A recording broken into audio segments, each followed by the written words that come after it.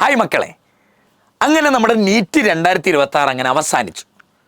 ഇന്നലെ ആൻസർ കീയൊക്കെ വന്നിട്ടുണ്ട്. പലരും മാർക്ക് കൂട്ടിക്കാണും, കൂട്ടി നോക്കാത്തവരും കാണും ടെൻഷൻ കാരണം. പലരും യൂട്യൂബ് തുറക്കുന്നുണ്ട്, ഒരുപാട് ചാനലിലെ കട്ട് ഓഫ് വീഡിയോസ് ഇങ്ങനെ ഓരോന്നിരുന്ന് കാണുന്നു. ഒന്ന് കണ്ടു കഴിഞ്ഞാൽ അടുത്ത് വീണ്ടും കാണുന്നു. ഓരോ ചാനലിൽ ഓരോ കട്ട് ഓഫ് പറയുന്നു, സമാധാനിക്കുന്നു. ഓരോ കോഴ്സിന് ലാസ്റ്റ് റാങ്ക് എത്രയാണെന്ന് കണ്ടെത്തുന്നു. ഓരോ കോളേജിലും വിളിച്ച് ഈ കോഴ്സ് നല്ലതാണോ എന്ന് തിരക്കുന്നു. MBBSൻ്റെ ഫസ്റ്റ് ഇയർ ബുക്കുകൾ ഏതാണെന്ന് തിരക്കുന്നു. അങ്ങനെ പല ടൈപ്പ് വീഡിയോസ് കാണുന്നവരുണ്ടായിരിക്കുമല്ലോ.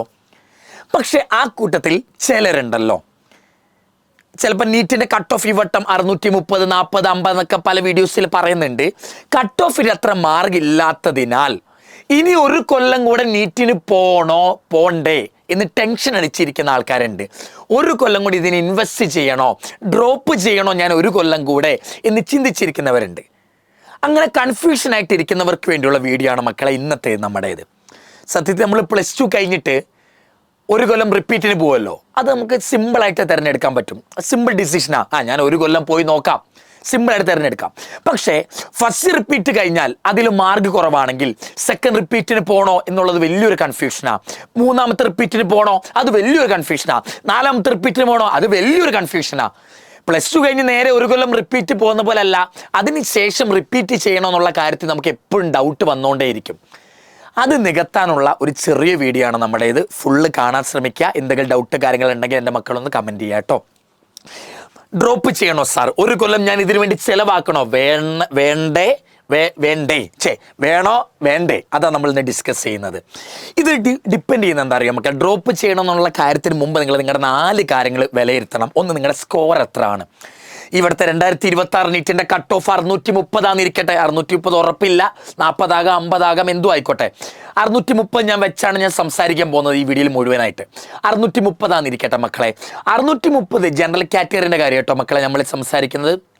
ഇന്നത്തെ OBC, SC, ST, ഇഴവ അങ്ങനെയുള്ള കമ്മ്യൂണിറ്റിക്കാർക്ക് ഇതിനേക്കാൾ കുറവ് മതി. നിങ്ങളുടെ കമ്മ്യൂണിറ്റിയിൽ ഏതാണോ കട്ട് ഓഫ് പ്രതീക്ഷിക്കുന്നത് അതിനേക്കാൾ കുറവ് വരുമ്പോഴാണ്, നമ്മുടെ കട്ട് ഓഫ് മാർക്കിനേക്കാൾ കുറയുമ്പോഴാണ് നമ്മൾ എന്ത് ചെയ്യുക, ഡ്രോപ്പ് ചെയ്യണോ, ഒരു കൊല്ലം കൂടി ഇനി ചിലവാക്കണോ എന്ന കാര്യത്തിലേക്ക് നമ്മൾ ചിന്ത വരിക. അപ്പോൾ ആദ്യം നമ്മൾ നമ്മുടെ മാർക്കിനെ ഒന്ന് വിലയിരുത്താം. ആൻസർ കീ ഇന്നലെ വന്നു.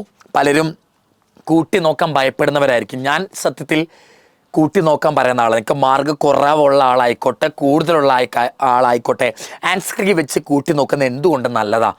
കാരണം നമുക്ക് പലരും മാർക്ക് കുറവ് എക്സ്പെക്റ്റ് ചെയ്യുന്നവർ കാണും. ആൻസർ കീ കൂട്ടി നോക്കുമ്പോൾ മാർക്ക് കുറവായിരിക്കും. പക്ഷേ മാർക്ക് കൂടുതൽ പ്രതീക്ഷിക്കുന്ന പലരും കാണുമല്ലോ. അവർ നേരെ എക്സാം കഴിഞ്ഞ് നേരെ കൂടുതലാണെന്ന് പറഞ്ഞിരിക്കുകയായിരിക്കും. പക്ഷേ പല ഓപ്ഷനുകളും നമ്മൾ എഴുതിയതോ എന്തെങ്കിലും മിസ്റ്റേക്കോ കാര്യങ്ങളോ ഓപ്ഷനോ ഉത്തരം നമ്മൾ വിചാരിച്ചതൊക്കെ തെറ്റായിരിക്കാം. അപ്പം അങ്ങനെ തെറ്റായിട്ടിരിക്കുമ്പം അത് ആൻസർ റിസൾട്ട് വന്ന ദിവസം നല്ല പോലെ അത് മാർക്കിനെ കുറയ്ക്കും. നല്ല മാർക്ക് പ്രതീക്ഷിച്ചവർക്ക് നേരെ റിസൾട്ട് വരുന്ന ദിവസം മാർക്ക് കുറവായിരിക്കും. കാരണം നമ്മൾ വരുത്തിയ മിസ്റ്റേക്കിനെ കുറിച്ച് നമ്മൾ ബോധേഡാകില്ല.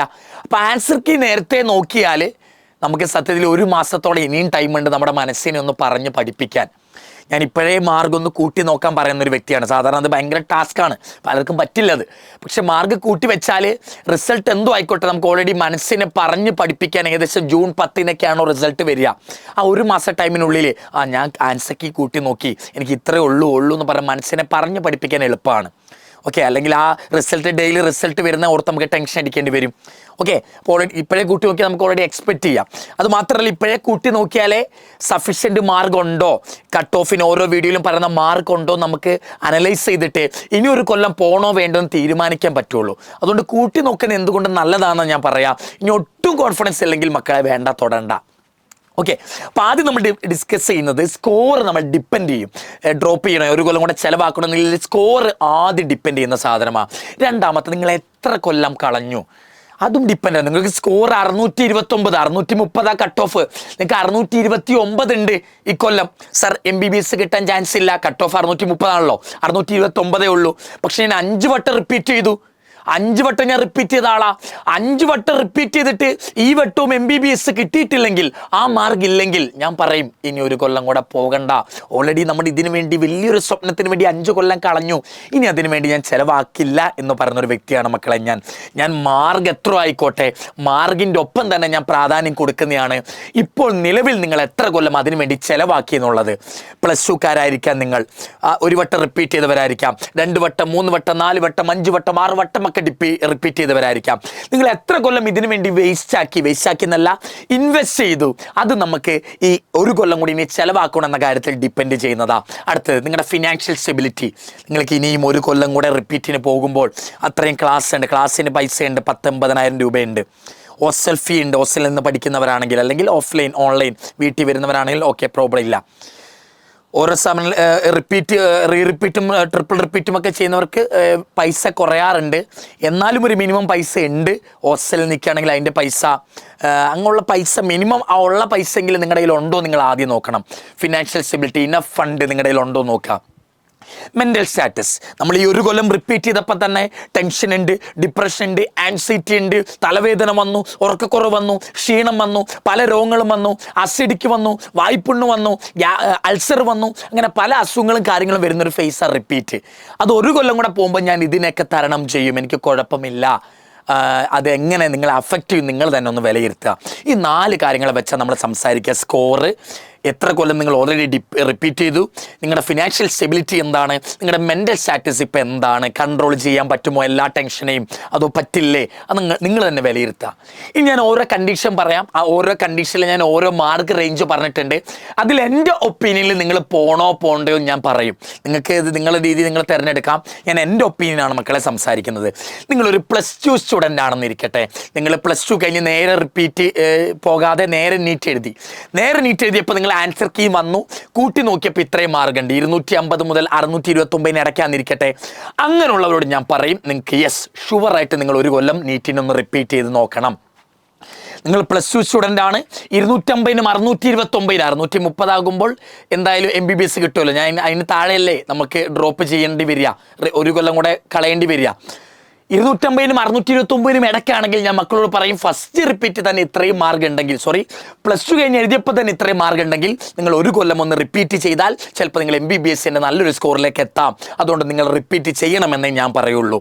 ഇനി നിങ്ങൾക്ക് 250-നേക്കാൾ കുറവാണ്, +2 കഴിഞ്ഞപ്പോൾ എഴുതിയതാണ്, 250-നേക്കാൾ നീറ്റിന് കുറവാണെങ്കിൽ പോകണ്ടോ എന്ന് നിങ്ങൾക്ക് തന്നെ തീരുമാനിക്കാം. ഇത് പോകണമെന്നാണെങ്കിലും കുഴപ്പമില്ല, പോകണ്ടെന്നുള്ള തീരുമാനമാണെങ്കിലും കുഴപ്പമില്ല. ഓക്കെ, 250-ന് കുറവ്. കാരണം ഇവിടുത്തെ എക്സാം കുറച്ച് സിമ്പിളായിരുന്നു. ബയോളജി പോലും 360 വാങ്ങിച്ച കുട്ടികളുണ്ട്. റിപ്പീറ്റ് ചെയ്യാതെ +2 കഴിഞ്ഞിട്ട് 200-ൽ കൂടുതൽ മാർക്ക് വാങ്ങിച്ച കുട്ടികളെ എനിക്കറിയാം. അപ്പോൾ ബയോളജിയിൽ നിന്ന് മാത്രം തന്നെ 200-ഉം 250 മാർക്ക് +2 കഴിഞ്ഞ കുട്ടികൾക്ക് കിട്ടാവുന്നതേ ഉള്ളൂ. നമ്മൾ ആ റേഞ്ച് വെച്ചിട്ടുള്ളൂ, ബയോളജീൻ്റെ മാർക്ക് വെച്ചുള്ളൂ. ഫിസിക്സും കെമിസ്ട്രി ഞാൻ ആ മാർക്ക് ഇതിനകത്ത് ഉൾപ്പെടുത്തിയിട്ടേ ഇല്ല. 250-നേക്കാൾ കുറവാണ് നിങ്ങൾ +2 കഴിഞ്ഞ് എഴുതിയപ്പോൾ ഉള്ള മാർക്കെങ്കിൽ നിങ്ങൾക്ക് റിപ്പീറ്റിന് പോകാതിരിക്കാം. Depends on you. എസ് ആയാലും നോ ആണെങ്കിലും ഒരു കുഴപ്പമില്ല, നിങ്ങൾക്ക് തീരുമാനിക്കാം, വീട്ടുകാരോട് തീരുമാനിക്കാം. ഒരു കൊല്ലം ഞാൻ പോയിട്ട് എനിക്ക് നേടാമെന്ന് നിങ്ങൾക്ക് എന്നൊരു തോന്നലുണ്ടെങ്കിൽ നിങ്ങൾക്ക് പോവാം. ചിലപ്പോൾ കൺസെപ്റ്റുകളൊക്കെ കുറവായതുകൊണ്ടായിരിക്കാം, +1 പഠിച്ച സമയത്ത് വൃത്തിക്ക് പഠിക്കാത്തതുകൊണ്ടായിരിക്കാം. അതൊക്കെ റിപ്പീറ്റ് ചെയ്യുന്ന സമയത്ത് പഠിച്ചെടുത്ത് കൺസെപ്റ്റൊക്കെ ഉണ്ടാക്കാമെന്നുണ്ടെങ്കിൽ 250-നേക്കാൾ മാർക്ക് കുറവാണെങ്കിലും നിങ്ങൾക്ക് നീറ്റിന് പോകാവുന്നതാണ്. ഇനി അതിനോട് അത്ര താല്പര്യമില്ല, എന്നെ കൊണ്ട് ഇത് പറ്റില്ല, എനിക്ക് വേറെ കോഴ്സാണ് താല്പര്യം, ഞാൻ ചുമ്മാതെ എഴുതി നോക്കിയതാണ് എന്നുള്ളവർ വേണമെങ്കിൽ നീറ്റ് റിപ്പീറ്റ് ചെയ്യേണ്ട, നോ എന്നുള്ള ഓപ്ഷനിലേക്ക് പോവാം. ഏതെടുത്താലും പ്രശ്നമില്ല. ഈ റേഞ്ച് ഉള്ളവരോട് ഞാൻ പറയും, എന്തായാലും ഒന്ന് റിപ്പീറ്റ് ചെയ്ത് നോക്കൂ എന്ന് ഞാൻ പറയുള്ളൂ. ഇനി മുതലാണ് നമ്മുടെ കൺഫ്യൂഷൻ തുടങ്ങുക. +2 നിന്ന് റിപ്പീറ്റ് ചെയ്യുന്നതിലേക്ക് കുഴപ്പമില്ല. ചില ആൾക്കാർ ഒരു കൊല്ലമല്ലേ പോയി നോക്കാം എന്ന് കരുതും. First repeat, second repeat, third repeat അങ്ങനെയുള്ള ഓപ്ഷനിലേക്ക് ചാടി കളിക്കുമ്പോഴാണ് പ്രശ്നം വരിക. ഫസ്റ്റ് റിപ്പീറ്റ് ചെയ്ത ഒരാളാണ്, ഒരു കൊല്ലം ഡ്രോപ്പ് ചെയ്ത് ഫസ്റ്റ് റിപ്പീറ്റ്, +2 കഴിഞ്ഞു, ഒരു കൊല്ലം നീറ്റിന് വേണ്ടി ഡ്രോപ്പ് ചെയ്തു, ഫസ്റ്റ് റിപ്പീറ്റ് ചെയ്ത ഒരാൾ, അവരുടെ സ്കോർ ഞാൻ 500-ന് മുകളിൽ, 400 ഒന്നും പറയാനേ പറ്റില്ല, റിപ്പീറ്റ് ചെയ്താണല്ലോ. 500-നും 629-നും ഇടയ്ക്കാണെങ്കിൽ നിങ്ങൾക്ക് എന്ത് ചെയ്യാം, ഒരു കൊല്ലം കൂടെ നോക്കുന്നതിൽ ഒരു പ്രശ്നം ഞാൻ പറയുന്നില്ല. നിങ്ങളുടെ സ്കോർ ഇവിടുത്തെ അത്യാവശ്യം സിമ്പിൾ പേപ്പറാണ്. ഇവിടുത്തെ പേപ്പറിൽ വെറും ഈസി ക്വസ്റ്റ്യൻസ് മാത്രമേ ഉള്ളൂ. ഈസി അല്ലെങ്കിൽ മോഡറേറ്റ്, ഈ 2 ക്വസ്റ്റ്യൻസ് മാത്രമേ ഉള്ളൂ ഇവിടുത്തെ പേപ്പറിൽ. ഡിഫിക്കൽട്ടി ഉള്ള ഒരു ക്വസ്റ്റ്യൻസും വന്നില്ല എന്നാണ് പല അധ്യാപകരും പറയണത്. ബയോളജിയൊക്കെ ഞാൻ കണ്ട ബോട്ടണിയൊക്കെ നല്ല സിമ്പിൾ ക്വസ്റ്റ്യൻ വെച്ചാൽ കുറച്ച് ലെങ്തിയാണ്, പക്ഷെ സിമ്പിൾ ഡയറക്റ്റ് ക്വസ്റ്റ്യൻസ് ആണ്. ഈസി മോഡറേറ്റ് മാത്രമേ ഉള്ളൂ. ഈ ഈസി ക്വസ്റ്റ്യൻ എഴുതിയവർക്ക് മിനിമം 550 മാർക്ക് കിട്ടാവുന്നതേ ഉള്ളൂ മക്കളെ, ഈസി ക്വസ്റ്റ്യൻ മാത്രം അറ്റൻഡ് ചെയ്തവർക്ക്. പക്ഷെ നമ്മുടെ റേഞ്ച് ഞാൻ ഒന്ന് കുറച്ച് വെച്ചതാണ്, 500 മുതൽ 629 വരെ. ഈ മാർക്കിൻ്റെ റേഞ്ചിലുള്ളവരോട് ഒരു കൊല്ലം കൂടെ നിങ്ങൾക്ക് ഫിനാൻഷ്യൽ സ്റ്റെബിലിറ്റി ഉണ്ടെങ്കിൽ, നിങ്ങൾ ടെൻഷൻ കാര്യങ്ങളുമൊക്കെ കൈകാര്യം ചെയ്യുമെങ്കിൽ, നിങ്ങൾ ഓൾറെഡി റിപ്പീറ്റിൽ എന്താണോ മിസ്റ്റേക്ക് വരുത്തിയത് അതൊക്കെ തിരുത്താമെന്നുണ്ടെങ്കിൽ നിങ്ങൾക്ക് ഒരു കൊല്ലം കൂടെ പോകുന്നതിൽ ഒരു പ്രശ്നവുമില്ല കേട്ടോ. അടുത്തത്, ഇനി ഫസ്റ്റ് റിപ്പീറ്റ് കഴിഞ്ഞു, പക്ഷെ എനിക്ക് 500-ന് താഴെ മാർഗമുള്ളൂ. സിമ്പിൾ പേപ്പറായിരുന്നു ഈ വട്ടം. എന്നിട്ടും 500-ന് താഴെ മാർഗമുള്ളൂ എങ്കിൽ ഞാൻ നിങ്ങളോട് നിങ്ങൾ തന്നെ സെലക്ട് ചെയ്യാം. നിങ്ങൾ പോകണം. ഒരു കൊല്ലം കൂടെ രണ്ടാമത്തെ റിപ്പീറ്റ് ചെയ്യണമെന്നാണെങ്കിലോ ചെയ്യുന്നില്ല എന്നാണെങ്കിലോ ഏതാണെങ്കിലും ഈ കണ്ടീഷനിൽ സ്യൂട്ടബിൾ ആണ്. നിങ്ങൾ ഏത് തിരഞ്ഞെടുത്താലും പ്രശ്നമൊന്നുമില്ല കേട്ടോ. ഈ ഒരു റേഞ്ച് ഉള്ളവരോട് ഞാൻ പറയാം, മിസ്റ്റേക്കൊക്കെ തിരുത്താമെങ്കിൽ ഒരു കൊല്ലം കൂടെ ചിലവാക്കുന്നതിൽ പ്രശ്നമില്ല. ഇതിനടിയിലേക്ക് പോകുമ്പോൾ 500 വേണ്ട, 450 എടുത്തോ. 450-നും അടിയിലേക്കാണ് നിങ്ങളുടെ ഒരു വട്ടം റിപ്പീറ്റ് ചെയ്തിട്ടുള്ള സ്കോറെങ്കിൽ നിങ്ങൾ ഒന്നുകൂടെ ചിന്തിക്കുക, ഞാൻ പോണോ പോണ്ടയോ, എന്താ പ്രശ്നം പറ്റിയത്. നിങ്ങൾ ഏത് തീരുമാനമെടുത്താലും അവിടെ പ്രശ്നമില്ല. രണ്ടാമത്തെ റിപ്പീറ്റ് ചെയ്ത ഒരാൾ അവരുടെ റേഞ്ച് 550-നും 629-നും ഇടയ്ക്കാ എങ്കിൽ ഈ റേഞ്ചിലാണെങ്കിൽ ഞാൻ പറയും നിങ്ങൾക്ക് ഒരു കൊല്ലം കൂടെ വേണമെങ്കിൽ പോകാം, മൂന്നാമത്തെ റിപ്പീറ്റിന് വേണമെങ്കിൽ പോകാം, അല്ലെങ്കിൽ വേറെ കോഴ്സുകൾക്ക് വേണ്ടി പോവാം. സാർ ഇവിടെ എന്തുകൊണ്ടാണ് യെസ് ഓർ നോ ഇട്ടത്? ഇവിടെ എന്തുകൊണ്ടാണ് നിങ്ങൾ ആ ഫസ്റ്റ് റിപ്പീറ്റ് ചെയ്തപ്പോൾ 500-നും 629-നും ഇടയ്ക്ക് മാർഗമുള്ളതിനോട് നേരെ റിപ്പീറ്റ് ചെയ്യാൻ ഒരു കൊല്ലം കൂടെ പൊക്കോളാൻ പറഞ്ഞു, യെസ് അല്ലേ പറഞ്ഞത്? എന്നാൽ രണ്ടാമത് റിപ്പീറ്റ് ചെയ്ത വ്യക്തിയോട് ഇതേ റേഞ്ചിൽ മാർഗ് വന്നപ്പോൾ നിങ്ങൾ എന്തുകൊണ്ട് നോ കൂടെ ആഡ് ചെയ്തു? നിങ്ങൾക്ക് വേണമെങ്കിൽ തിരഞ്ഞെടുക്കാം, വേണമെങ്കിൽ പോയാൽ മതി എന്നൊരു ഓപ്ഷൻ അവിടെ എന്തുകൊണ്ടാണ് ഇട്ടേ സാറേ എന്നൊരു ഡൗട്ട് ഉണ്ടെങ്കിൽ ഞാൻ പറയും, മക്കളെ ഇത് ഫസ്റ്റ് റിപ്പീറ്ററാ, ഇത് സെക്കൻഡ് റിപ്പീറ്ററാ. അദ്ദേഹം, ആ കുട്ടി അല്ലെങ്കിൽ അവൻ അല്ലെങ്കിൽ അവൾ, ആ കുട്ടി അതിനു വേണ്ടി 2 കൊല്ലം കളഞ്ഞിട്ടുണ്ട്. 2 കൊല്ലം കളഞ്ഞിട്ട് ഈ റേഞ്ചിലേ വന്നിട്ടുള്ളൂ, ഈ റേഞ്ചിലെ സ്കോറുള്ളൂ. ഇനി ഒരു കൊല്ലം കൂടെ ചിന്തിക്കണം. നമ്മൾ ഓരോ കൊല്ലം പറഞ്ഞാൽ നമ്മുടെ ജീവിതത്തിൽ ഒരു കൊല്ലം എന്ന് പറയുമ്പോൾ വലിയൊരു സാധനമാണ് എന്ന് പറഞ്ഞാൽ. 1 കൊല്ലം, 2 കൊല്ലം, 3 കൊല്ലം നമ്മുടെ സ്വപ്നത്തിനാണ്, MBBS-നാണ്, ശരിയാണ്. പക്ഷെ ഓരോ കൊല്ലം ഇങ്ങനെ ചിലവാക്കി കളയുമ്പോൾ നമ്മൾ ശ്രദ്ധിക്കണം.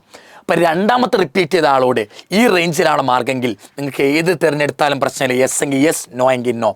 എന്നാൽ രണ്ടാമത് റിപ്പീറ്റ് ചെയ്തൊരു വ്യക്തി ഈ വട്ടം നടന്ന നീറ്റ് 2026 അത്യാവശ്യം സിമ്പിൾ പേപ്പർ വന്ന ഈ കൊല്ലം 550-നേക്കാൾ മാർക്ക് കുറവാണെങ്കിൽ, രണ്ടാമത് റിപ്പീറ്റ് ചെയ്തിട്ടും 550-നേക്കാൾ മാർക്ക് കുറവാണെങ്കിൽ മക്കളെ ഞാൻ പറയും നോ, വേണ്ട, പോകണ്ട.